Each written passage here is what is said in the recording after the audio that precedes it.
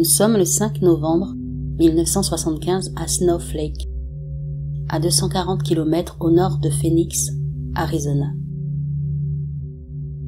Il est 18h10.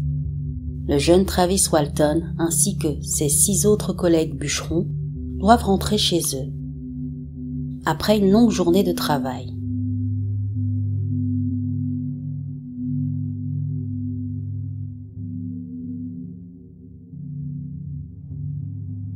Ils s'engouffrent tous dans la camionnette.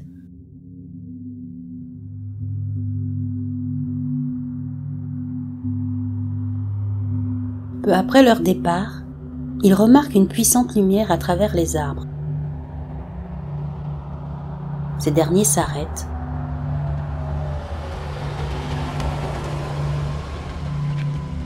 Ils se rendent compte, avec stupéfaction, que cette étrange lumière est en fait émise par un disque métallique suspendu au-dessus d'une clairière.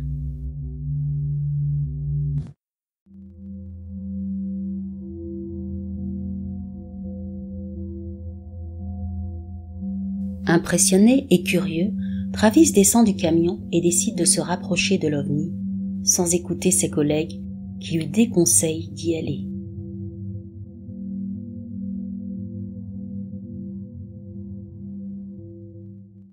Soudain, le rayon lumineux le frappe de plein fouet, et celui-ci s'effondre.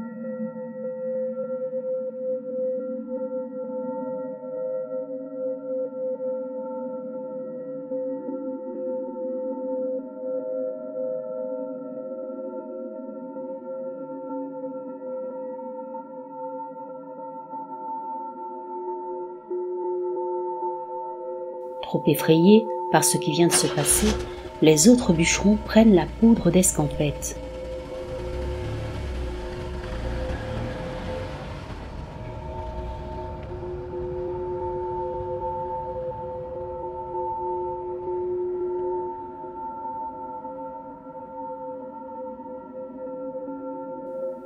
Pourtant, quelques instants après, ces derniers décident tout de même de rebrousser chemin.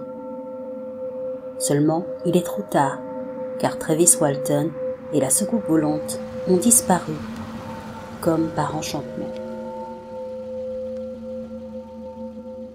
Les 6 hommes se mettent donc à sa recherche, mais sans succès.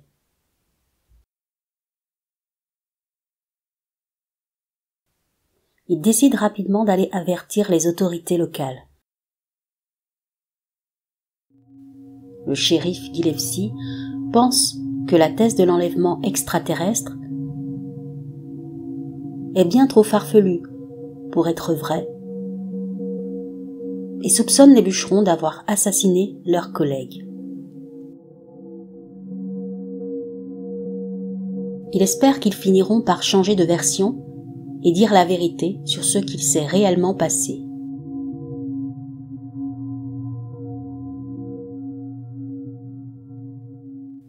Durant plusieurs jours, des battues sont organisées sur les lieux de la disparition pour essayer de retrouver Travis Walton ou du moins d'éventuels indices. Mais en vain.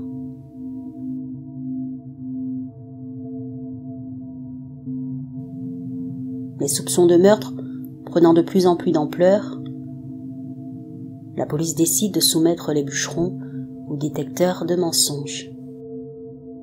Ces derniers réussissent le test haut la main. Seul l'un d'eux échoue.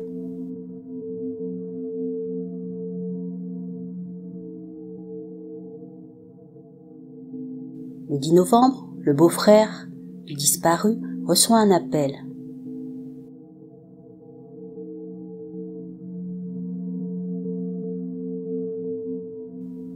C'est en fait Travis Walton qui le contacte d'une cabine publique à quelques kilomètres de là. Il crie et demande de l'aide. Il est en état de choc, amaigri, parasé. L'homme apprend avec étonnement qu'il est porté disparu depuis presque une semaine. Il était pourtant certain que son absence n'avait duré que quelques heures. Il raconte qu'après avoir perdu connaissance, Il s'est réveillé au bord du vaisseau, allongé sur une table. Il dit s'être trouvé face à d'horribles créatures d'1,50 m environ, chauves avec de grands yeux noirs. Effrayé, il tente de se défendre et réussit à s'enfuir par une porte et se retrouve dans une autre pièce, plus grande, où il dit avoir vu des leviers de commande et un siège. Puis, une créature de forme beaucoup plus humaine entre, s'approche de Travis et l'entraîne vers une autre pièce où on lui met un masque. Il s'évanouit aussitôt. À son réveil, il se retrouve sur la route à proximité d'une station d'essence. Voilà pour cette histoire de disparition mystérieuse. Et bien sûr, si vous l'avez aimé, n'oubliez pas de vous abonner pour être au courant des prochaines vidéos, likez, partagez. Ça me fait plaisir et ça m'encourage à continuer. À bientôt!